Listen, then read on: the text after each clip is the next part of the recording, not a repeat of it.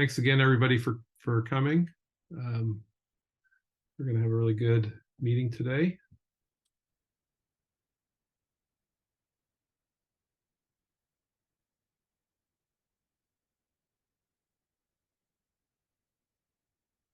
Okay, Kevin, I think it's time for you to step in and welcome folks and so forth. Great. Well, first of all, thank you all for joining us today on this Westwide Governance Pathway Initiative. On behalf of the states, Milt and President Reynolds and myself are representing the states and provinces. And we're really appreciative of the group coming together. Obviously, we are looking at how do we get to that day ahead market and from the Westwide governance standpoint. And so we think it's very important that we meet and have the discussion to identify the barriers to that day ahead market, and with governance being one of those. And I think it's imperative that we at least have the discussion to see how we can navigate the governance portion and get to where we want to be as a Western coalition. Great. Thank you. Thank you, Kevin. Andrew, Milt is on as the 360 phone number. So if you could unmute Milt and he can provide a few additional comments. Thanks, Kevin. Commissioner Thompson, appreciate it.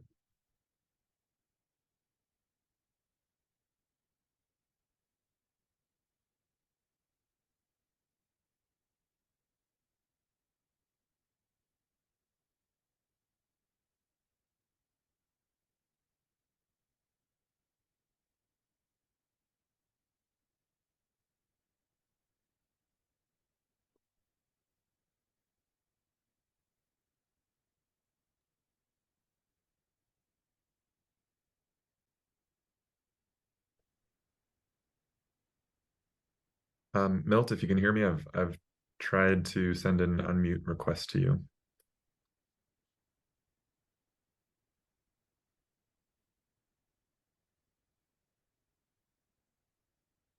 Okay.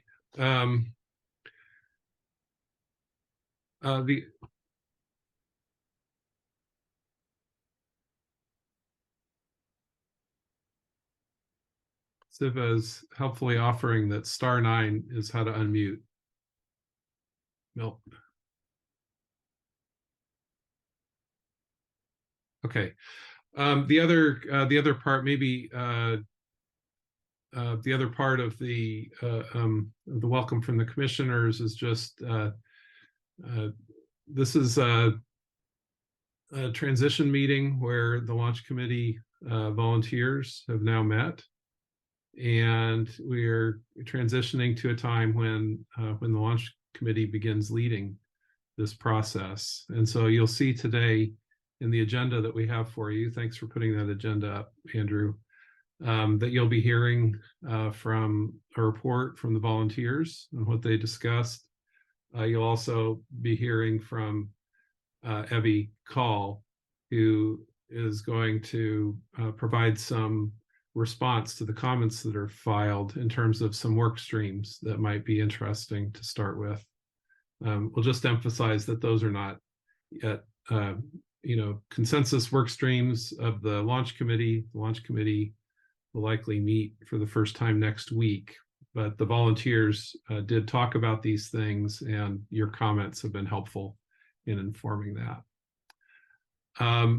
So with that, you can see here in front of you what the agenda is. Next slide. Yeah, thank you. As far as the timeline of where we are, we concluded phase 0, where the states brought this initiative forward. We've now transitioned into phase 1, and we're now at a really important time of bringing the launch committee into being. We've made good progress over the last 2 weeks, and are excited to be able to tell you about that today. You see that we envision that this phase 1 period will go on until January. That period could change. The launch committee may decide that they'll have the ability to adjust this time frame and the expected timelines for things happening. So that's handed over to the launch committee. But this is kind of the initial conceptualization of when phase 1 would conclude, and then phase 2 would start around February of 2024. So with that, I want to just give Andrew, if you could turn the slideshow off for a moment. Thank you. I just wanted to do a quick shout out to the volunteers. We had about 50 people come and volunteer to help us. If you were a volunteer, if you could raise your hand. And you all who are participating today can see the very nice broad range of folks that we had volunteer. I encourage you to flip to page 2 at some point, because not everybody's going to fit on page 1. We had about 50 folks show up. I'm just going to pause for a minute while folks check in. Let us know that they're here. So thank you all very much. I think some people switched off, but this was a great group. We made great progress.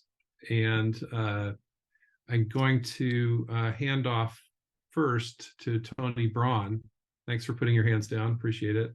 Hand off to Tony Braun. We'll hold off on putting the slideshow back up for a moment.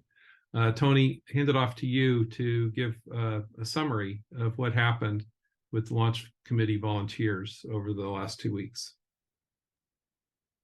Thanks, Carl. So there's 150 people or so on this meeting, so I thought maybe I'd start.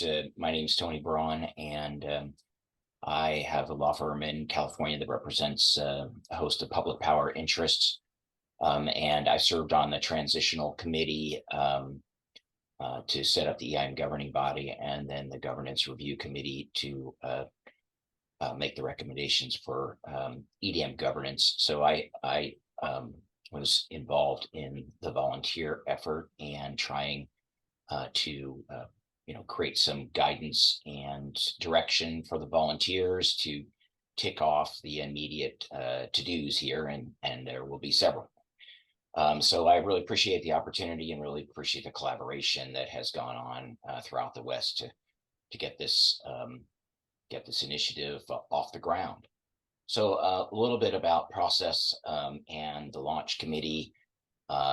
It's trying to compose a launch committee, the various considerations. So the launch committee volunteers got together and discussed sector composition, drawing from the efforts that have gone before this, the aforementioned transitional committee and the governance review committee, but also some of the other efforts that are CAISO-centric, like the RIF, and but also some of the efforts in other parts of the West, including RAP, to look at how these committees have been composed before, and trying to balance market, sector, and non-market participant interests, be inclusive. I think that was a very high level goal, and also to get some geographic diversity, and tried to do that by sector, although I think that was probably more difficult, but I feel pretty darn confident that we got good geographic diversity for the launch committee as a whole. We tried to draw on some of the prior efforts, but I would note, I think this effort is a little bit different. This is not being run by an existing market organization, and so we don't have that sort of underlying apparatus. And certain of the characteristics of the issues are going to be different. We were talking here about potentially starting up a new organization, understanding its functional role. We're really not talking about calculation of LMPs or allocation of congestion rents or any market design issues. So I think the character of the issues that the launch committee is going to work on is going to be fundamentally different. So I think that led us to reach out beyond the usual sector definitions that have been used in past committees. And I think you'll see that reflected in what is, at least at this juncture in time, the composition of the launch committee.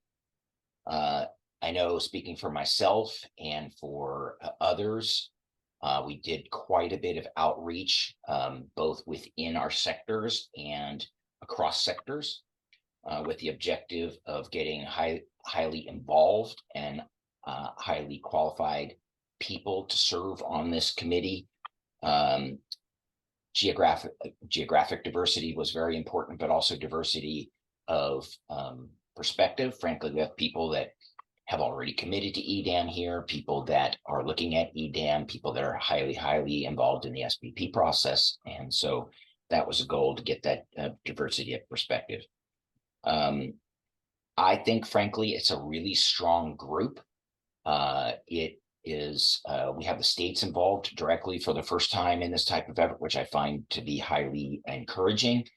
We're going to have some of the new entrants, for lack of a better term, that I think will be, and a lot of good input. So in the end, I think it is a really strong group that we've come up with. I want to make a closing comment on the size of the launch committee. I have to say, frankly, it is probably bigger than I had envisioned it might be. The size always makes you think about whether there's a concern about organization, getting things done. But I think, as you'll see from Evie's discussions on potential work streams here, it is likely anticipated that there will be breaking up into subcommittees or working groups, and there'll be some pretty discrete work streams that are likely to be the focus of the launch committee early on in phase one. And so I think we're going to be able to use everybody that has put their name forward. So we really appreciate all that. So that's a little bit of a description of the process. I'd happy to go into more detail in the sectors that I directly interface with, but I just leave it there and see how you want to proceed, Carl, from there.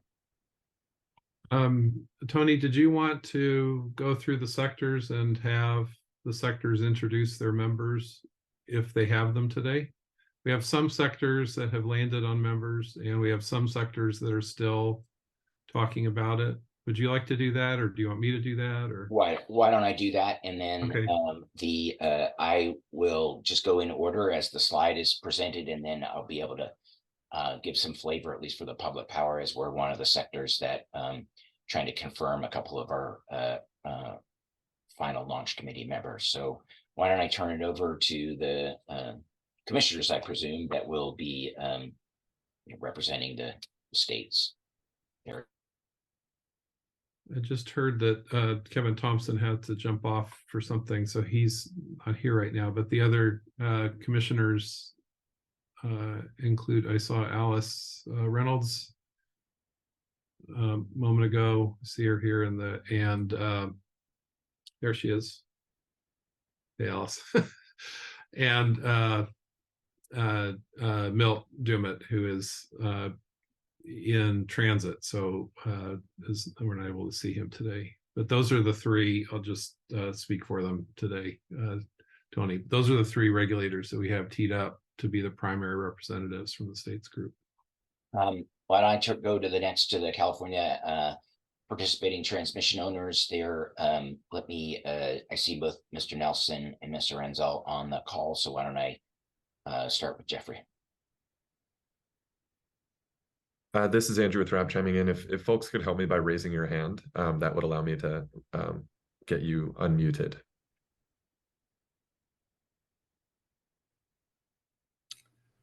Good morning. I'm having some technical issues, so the camera doesn't seem to be working. It's Jeff Nelson. I'm with Southern California Edison, and I'll be representing the California IOU transmission owners, or one of the members. And I believe Scott Renzel is also on from PG&E, but I'll let him introduce himself, even though I just did. Thanks.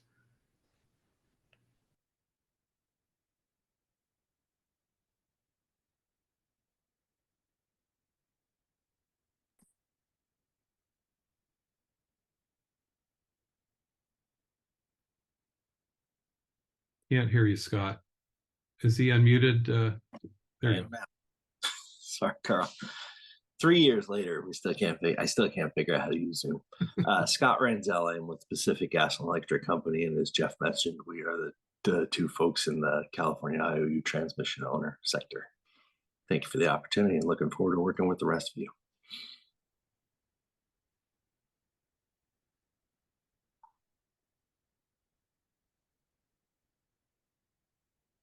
I cannot scroll fast enough through my participant list. Do we have Mr. Rubin on the call today?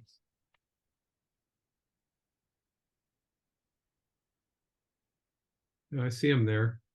David, can you raise your hand? Maybe just to make this go a little more quickly, Tony, you can just introduce folks and they can just raise their hand, but we don't all have to speak. We don't have to hear from everyone. So All right, yeah. Very good. And then I'm going to be using my several hour old information of where we're at, and I don't think I have complete knowledge in all those sectors. So okay. But my understanding from the EIM entities that we have David Rubin from NV, Pam Sporborg from Portland General. I believe we have Ali Koslow from APS, but that can be corrected. And then I'm not actually sure. I think we have Mr. Wilding from Pacificor, but that can be corrected as well. So we still have some outstanding finalization, Carl. Great, thanks. How about the public power and co-op folks? There's David Rubin showing himself. Yeah. So for the public power and sector, we have Josh Walter from Seattle City Light, Jim Shetler, who's the general manager of the Balancing Authority of Northern California, Randy Howard, who is the general manager and CEO of the Northern California Power Agency, and we're still trying to confirm a final public power representative. Great. And then for the IPP sector, my understanding is that Jan Sputney Jones from IEP, who I believe is in Europe, Spencer Gray from NIPSI, and Scott Miller from WPTF will be representing that sector. Okay, Spencer, did you want to say a word? Andrew, if you could unmute Spencer Gray. He's got his camera on. And Spencer, you have to unmute yourself as well. There you go. Yeah, thanks, Carl. Spencer Gray here with NIPSI. Just to confirm, we're taking a couple more days to sort out which among the regional trade groups and other interested entities may represent the IPPs. But the three folks that were just mentioned will be involved at some level. Thanks. Great. Thank you, Spencer. And my understanding is for the consumer advocate sector, we have Michelle Beck and Matt Baker from Utah and California, respectively. Very good. Brian, you have your hand raised. Actually, I'm just preparing to speak on the technology companies. Why don't you keep going? Okay. All right. Thank you. Okay, go ahead, Tony. So now my getting very imperfect information for the rest of the sectors. So I can go ahead. I see Kathleen. I can actually take it from here, Tony, if you like. Sure. Okay. So for large customer, Kathleen, do you want to say a word about what's happening with large customers? Thanks. Thanks, Carl. Western Freedom is going to serve on the launch committee, but we're going to be coordinating extremely closely with SEBA, who will, serve as alternates if we have that opportunity. So we're going to be coordinated very closely for the large customer slot. Great. And Brian, technology non-utility service provider. Brian Turner. Are you Yep, right? yep. There you are. Got me now? Okay. All right, couple of things I wanted to point out. I think we're using an old slide because there were some updates to this we made the other day. Okay. Amongst which, on the technology companies, the non-utility energy service providers, we decided were covered, and well, not covered, but would be joined up with non-utility load serving entity. So now we would just be technology companies or providers. And also, I'll just finish speaking, but I think we skipped over residential, small commercial, consumer advocate. So let's go back to that, but I'll just finish up. So technology companies or technology providers will be representing those companies in especially the distributed energy resource space and any large scale developers or storage that are not covered by IPP. And so this is Brian Turner, Advanced Energy United. Still talking with other interested stakeholders. If there's anyone on this call that would like to reach out and talk about representation on the launch committee, I'd welcome the conversation. But as it stands, I think we'll fill in that role. Great. Thank you. We did actually announce that Michelle Beck from Utah and Matt Baker from Cal Advocates are our two small commercial residential consumer advocates. And I do think, actually, unless things have changed in a way that I didn't know, there is still a non-utility load serving entity classification, which is an additional seat. Is that correct? Yeah, Evie. Yes, and the non-utility load serving entity really is retail sellers that are transmission dependent. So it's the ESPs, the energy service providers that were previously in the other category, and community choice aggregators. Okay. And do you all have a representative? Or? Yes, I will be the representative from Cal CCA. Okay, thank you very much. And we have a labor representative as well. If you could raise your hand, Mark, if you're here.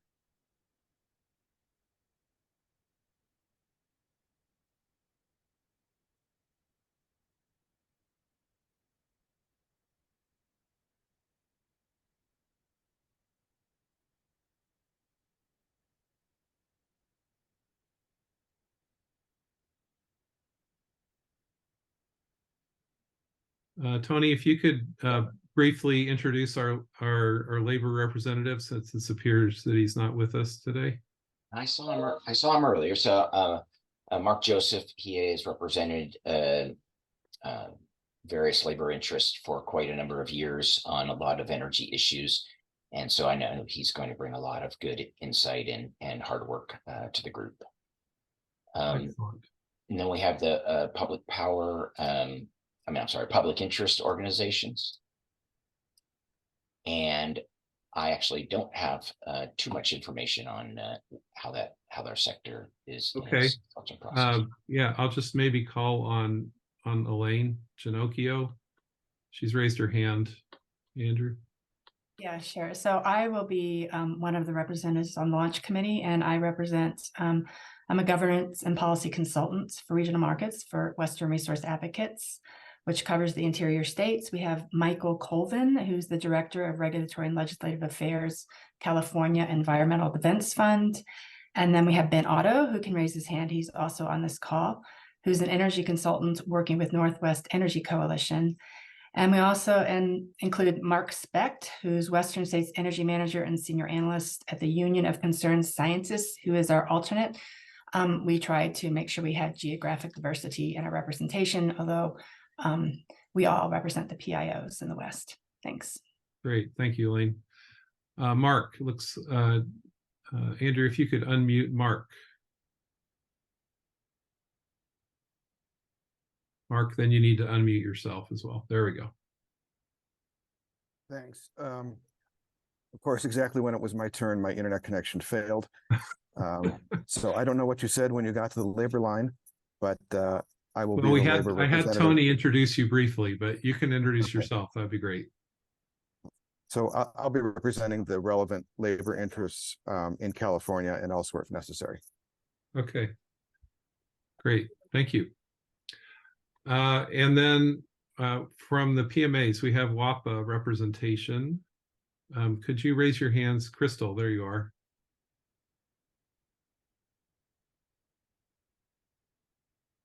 Can't hear you, Crystal. I'm sorry.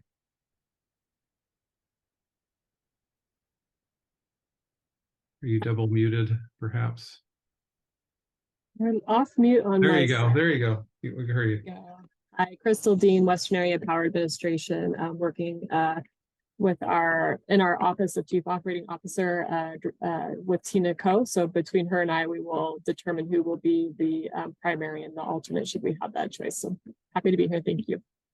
Okay, great. Thank you all very much for being willing to serve, and we'll look forward to hearing from those final few seats that are yet to be filled, but I imagine they'll be filled very soon. The plan is to, and thank you, Tony, for helping with that. The plan is to try to convene the launch committee members for the first time next week. So I'll be coordinating with all of you later today after this call to try to find a day and a time where we can have that first meeting. And I hope that we'll have some kind of a report out of what we discussed that we can post to the WWGPI landing page on the website by the end of the week. So that's the next step for that. Thanks, Andrew. Next slide, please. I'm going to do a very quick survey of what the comments addressed that were submitted on October 13th. RAP is still working on a more formal summary of all these comments, which will ultimately be posted to the landing page. But for now, what I'm just going to walk you through is the issues that commenters expressed opinions on the 13th, just to give you a flavor for that. And then I'm going to hand off to Evie, who's going to try to summarize how some of these concerns are intended to be addressed in early work group activities of the launch committee. Again, these are not consensus points at this point, but just likely things to be included based upon what we're hearing from stakeholders and what the launch committee has talked about so far. So with respect to the comments that were filed, there are a large number of folks that identified the benefit that this is worth doing. A large number that expressed some support or optimism for the effort and kind of a thank you. Also, many identified legal analysis as being something that should be undertaken very soon, if not immediately, in the process. Several, or a good number, also expressed concern that there are legislative needs that may be required that are not yet fleshed out. A good number emphasized the importance of independent governance. Several asked for more administrative details about the entity, timelines, budget, tariff filings, goals, metrics, functions, and scope. And with that one, I'll just say that, in terms of the entity, there's the ultimate entity, which comes into being in phase 2. And then there's this intermediary entity, the launch committee, that is coming into being now. So we'll be able to say more about administrative details and next steps in Evie's presentation. She's identified some things in there. But we'll have others, we'll have future details on that as we get closer to thinking about the entity itself in 2024. Support for a sector-based approach, encouraging us to include voices that might be missing importance of having broad perspectives in the launch committee. I hope people feel heartened by the breadth that we have. And we have identified some voices that we'd like to reach out to complement what we have. The importance of flexibility and adaptability of the launch committee over time. General support for the current timeline, though expressing a concern that it may be ambitious. Desire that we have more definition around timelines and work streams. Last slide, please, Andrew. Questions and concerns over funding and financing, concern over timeline and speed of the initiative, some support for roles and responsibilities that were identified in the phase 1 document. A couple of folks identified the need to get the California ISO actively engaged in a support role soon. To help with fleshing out the pathways and identifying the challenges. And then finally, the last one where there was more than one respondent was an emphasis on transparency. So with that, as I said, we will have a summary of the comments that is a little more, gets to the substantive issues that people raised probably toward the middle of next week. But for now, I'm going to turn it over to Evie, who's going to provide some early thinking that the launch committee will be able to discuss next week. Evie. Thank you, Carl. And I am Evie Call from the California Community Choice Association. If you saw the slide go by with milestones, you're well aware that we need to move very quickly to meet a January phase 1 goal. So rather than start the launch committee next week with a blank slate, we decided to start developing a few work streams for their consideration when they meet. And the first 3 are drawn actually from the comments that Carl just walked you through, and they're pretty obvious, which is how are we going to operate the launch committee? What are the legal issues informing the regional organization we're discussing? And what's the initial scope and function of that organization? Next slide. So we put together a few questions just to give you a sense of the shape of each of these work streams. So with respect to administration and outreach, we need to talk about financial resourcing, structuring the committee. Do we need leadership? How many committees do we need? How are we going to communicate and meet internally? What measures do we have to put in place to ensure that we have transparency in what we're doing for everyone who's participating in the process?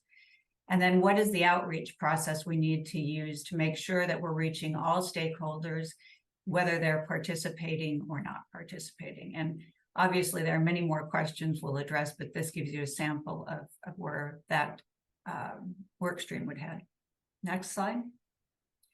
The next one seems to be a really, really important thing because we need to know what our boundaries are legally before we start building something, because we don't want to build it, get all the way to the end and have problems. So a few of the initial questions are, to what extent can we stand up an organization without California legislation? That has been mentioned numerous times. It's an important question that we need to get to the bottom of.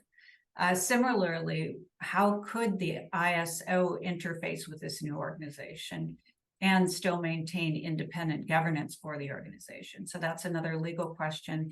And I think on both the first and the second question, we'll be working closely with the ISO, even though they're not on the launch committee. And then obviously, once we get towards scoping and developing a function for this organization, we have to figure out what legal steps do we need to take to bring it into being, and the legal formation, the corporate formation, FERC filings, any of those kinds of things. Next slide.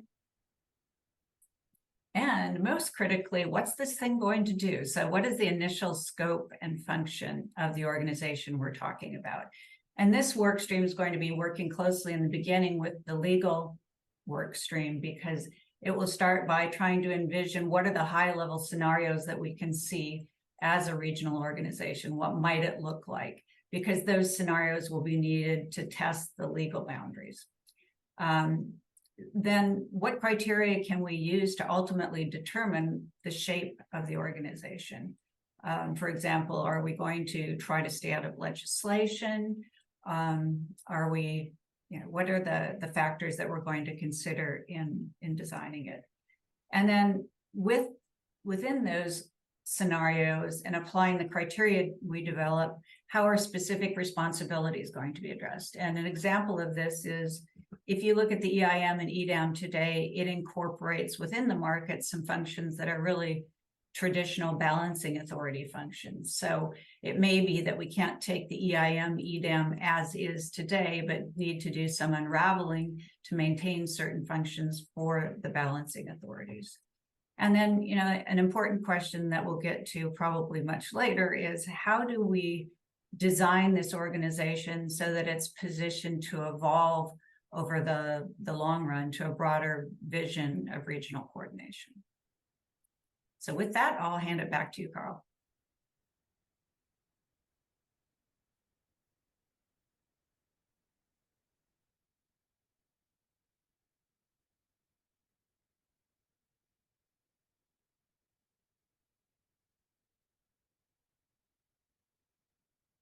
Carl, you are muted. Thanks. We're going to turn to comments, questions that you have today. This is open conversation. Just raise your hand, and looks like Tony is going to start us off. Tony. Yeah, I thought maybe just get this going. So, Evie, I really appreciate the organization and the initiative there. I think that very much aligns with some of the comments that a group that I've been working for has been thinking about, and how to prioritize, how to identify the issues and how to prioritize them. So appreciate that work. Oh, thank you, Tony. Just if you'd like to speak, just raise your hand and we will unmute you. Questions? Okay, good. People are lining up. Elaine and then Jeff. Yeah, I'd also like to say that I think that's representative of what we thought the first priorities, top priorities would be for the initiative, and a really good way to get to those. And then later other priorities would be folded in, but these represent to us the top priorities. So good job, Evie. Jeff. Also, thank you, Evie, for getting this going. Yeah, the sort of the funding one is sort of the one that's really, really front in my mind as we get going. And seems like there's sort of two phases or two questions with funding. For the people that are participating on this, just as committee members, are they expecting to have some sort of funding to be participating? And if so, how? In the alternative, if the committee members are under the understanding that no, that they will not be compensated for their participation on the committee, okay, that's fine. That addresses one area of funding. The other one, though, gets into the legal analysis, and I really see that as well framed. There's a couple of threshold questions, and I think there's a couple philosophical questions we're going to have to come to grips with. Are we limiting ourselves to discussions that can only happen without California legislation, or not? Are we going to expand the scope? And if we are going to expand the scope, what's the scope of the expanded scope? That seems infinite. I think the goal of this initial framing was to try to do something without legislation. So I'd hope that would be the focus of our team. But as the funding goes, participation aside, how are we going to pay for legal analysis? And once again, there are two frameworks there that the members of the committee are going to use resources already at their discretion and availability to perform that analysis, in which case we don't have to find funding. Or no, we're going to require some sort of outside or payment to get that legal analysis done. And then we'll have to address that very, very quickly. So I don't have answers to this, but those are sort of big rocks. Being the thrift miser that I tend to be, I'd really hope that we'd find ways that we could utilize our existing resources as part of the team rather than have to immediately get to the difficult conversations of funding for this aspect. But I'm open to everything, but I just wanted to put those on the table. Evie. Thank you. And I fully agree with Jeff. I think we've got to get to that quickly. But I just wanted to note for folks on the phone that Kathleen had mentioned, I think in one of our previous calls, that there may be some DOE funding that could be available depending on how we break out the work streams. So certainly we should be pursuing any of those options with agency funds.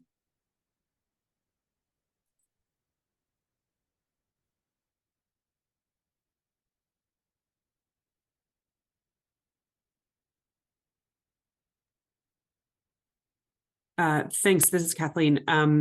Yeah, I wanted to just to follow up on that. The open FOA right now with DOE has concept papers due on November 3rd. And so I think that will have to be a very quick discussion amongst one of the work groups for the launch committee. I will flag, and I think this is something that we should be thinking about as we look at this, that funding will not be available until next spring. So I think the launch committee should be thinking kind of long term. We need to be looking at some of these immediate, potentially funding contributions from, organizations that are on this call to get some of these analyses done, and then thinking about the DOE funding as potentially, available as we're trying to stand something up once we get to that point next year. So I think we need to be thinking creatively short term. We need to be thinking about what we're going to need funding for in the longer term as well. And then while I have the floor, also wanted to thank you, Evie, for all of that structure. And I think, even in response, Jeff, to your comments, I think, certainly part of this was to try to explore something without legislation, but I think that has to be one of the questions that we answer here from the get-go. Do we need legislation? And if so, what does that need to change? I think that's sort of inherent in some of these structural questions that we had laid out in the work group questions that Evie put together. But I think we need to, I think that is, we heard that from a lot of the comments that we got from the stakeholders. And I think that is a concern that continues to come up, and I think is frankly going to be an incredibly important question to answer for states outside of California as they evaluate their participation and support for this effort moving forward.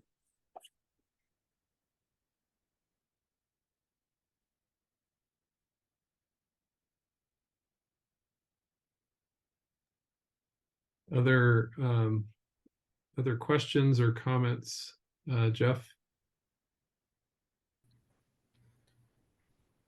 Hi again. So I'll just observe that I don't know how this team can speak on behalf of the California State Legislature.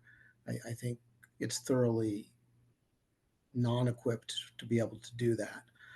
So we really need to, when we're talking about changing California legislation, I don't see a process on how to have a feedback to our thinking to be grounded in reality or possibility. So I understand that's a crucial issue to folks. That's why I'm really excited about exploring what can be done without legislation, making sure that we fully understand that scope. BJ. Thank you, and sorry for being late today on this call. I was in some other commitments. To the comment that Kathleen made earlier, not to Jeff's comment, I'm not competent to speak on legislation and California matters, I would invite any ideas from anybody on this call in how the proposal could be stitched together to support the states, especially Energy Commission officers or Staff Commission officer, consumer advocates. So WR would be happy to help facilitate or brainstorm a joint proposal. So I agree with Kathleen, this has a longer term vision. But I've also reached out for full disclosure to the consumer advocates and invited them to think about putting together proposals so, Carl, they can have dedicated staff to attend such forums and staff and keep up. And the third item I just want to quickly say is, if anybody has ideas on how to leverage this FOIA, please contact me if you like. P&L has reached out to me to explore possibilities, and we would like to see where, 1 or 2 FTE could be put a proposal for the states to help in this effort. Thank you. And to help you, Carl, as well. Thanks. Thanks, Vijay. Any thoughts or reflections from our regulatory bench? Are you coming back, Vijay, or okay?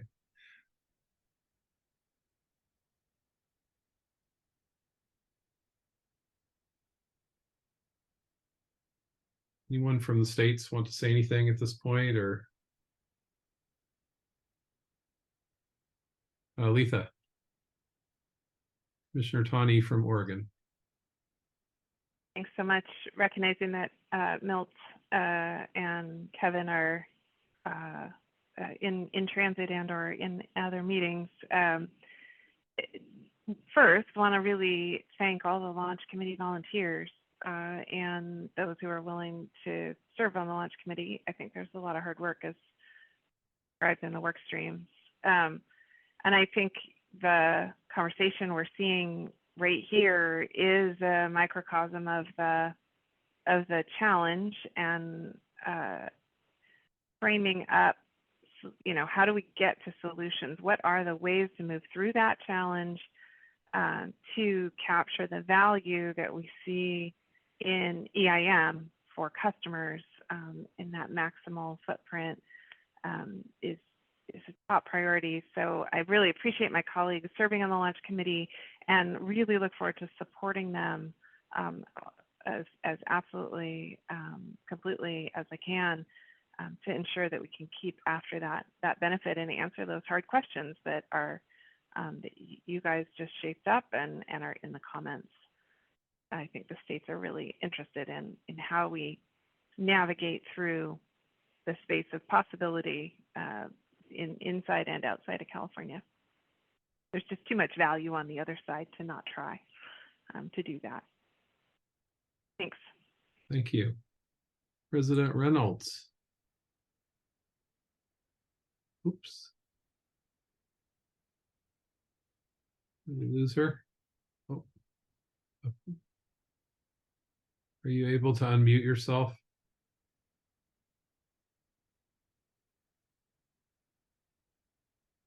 Andrew, have you unmuted? Okay, there we go. It wasn't working. Okay. So yeah, I want to, my comments are consistent with what Letha presented, but first of all, just recognize the launch committee and what a impressive group of participants we have here. And so everybody who volunteered, just want to express a lot of appreciation for that. I think, every step of the way, this process will be challenging. And I guess coming into the thinking about what a launch committee would look like and how to involve different sectors and how to get to a place where we even have a body of people to start tackling the issues seemed really daunting. And now here we are. And we have this group that I think is, highly skilled, experienced people to represent all the different sectors. And I feel like we've landed in a really good place. We've already, even on this call, are already diving into the difficult issues that we're going to face, and including this question of the scope of what we're considering and how we think about constraints of existing law is a difficult one. And whether we, I think I heard Jeff pretty clearly saying, let's figure out what those constraints are and then operate within that. I think there's also, and that could mean then we alter a proposal to fit within constraints or to do it in a different way to make it legally viable based on existing law. I think we need to leave that as an open question and something to really tackle based on the details of what we have, what we know so far, and what we're going to think about developing, and whether there is a need to think about existing law more flexibly. So do we run up against a barrier on existing law, and is there something that we can do to either change our plan or think about what would be the path to make changes, if that's somewhere we want to go. So I would really advocate to be a little open at this point. I think we have a lot of experienced, smart people here, and we need to really tackle that and dive into it. I appreciate Evie setting up the structure of the questions. I think that's always really helpful. Like, let's just not have a vacuum of ideas and what do we do? It seems very hard to tackle, but having everything laid out and including working groups is really, really helpful. So I just wanted to express a lot of support for the progress so far. Thank you, President Reynolds. Appreciate it. Happy to take any other thoughts or questions. Also happy to go ahead and close this out a little bit early if there are not comments or questions.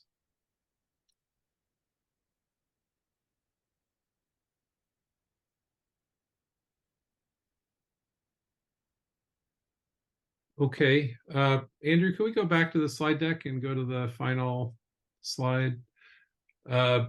So next steps for us, the to-dos for us right now, we're working on that October 13th notes summary. The recordings for Wednesday, the second launch committee volunteer meeting, will get posted most likely on Monday.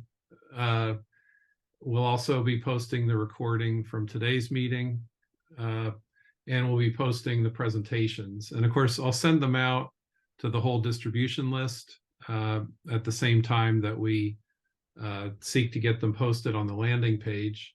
So if you're not yet on the distribution list, or if there are others that you don't see in the room that should be in the room, please let them know that all they have to do is reach out to these two email addresses, either one at the bottom of this slide, and get added to the distribution list. Our next steps as a now newly formed launch committee is to look for a day where we could meet next week, and I'll be coordinating that. So if you're on right now and you're with the launch committee, if you could send me an email that has times that you could meet next week, and I will separately reach out to anybody that doesn't send me that. But if you could just go ahead and look at your calendar next week and give me better days, better times of day over the week, and I'll try to coordinate a couple of options for us to vote on and get going, most likely the middle of next week sometime. And we'll have some kind of a process report. Things like the launch committee will need to consider how they will, how they will meet as a group and how they will interact with you all. And so we'll have more news on things like that very soon. But expect to see some kind of a process report coming out of that first launch committee members meeting, which will happen sometime next week. And that'll get mailed to the distribution list and also posted to the landing page. Just a reminder of our next sessions for the entire stakeholder group, happening on a monthly cadence, next meeting on November 17th, and then subsequently on December 15th and January 19th. So with that, I think we're about done for today. And I think one thing I guess I just want to say is that over time, I see my role diminishing somewhat as I hand off to the launch committee to run its own work groups and provide its own reporting. We plan to make this as easy as possible for the Western Interstate Energy Board to continue to host the site. So I will be the point of contact for getting things posted on the site so that they don't have things coming from all directions. And I'll be continuing to stay in touch with the regulator group, and I'll be coming to these meetings, but I just want you to know that over time now, we're transitioning to the launch committee running itself, and the regulators group and myself taking more of a supporting role and a little bit more in the background. So anyway, I will continue to see you. It continues to be a pleasure to be doing this. Really impressed with what the launch committee has come up with so far, and look forward to seeing what happens next week. With that, I'll say good day to you, and thanks for coming, and we'll be in touch soon. Bye-bye.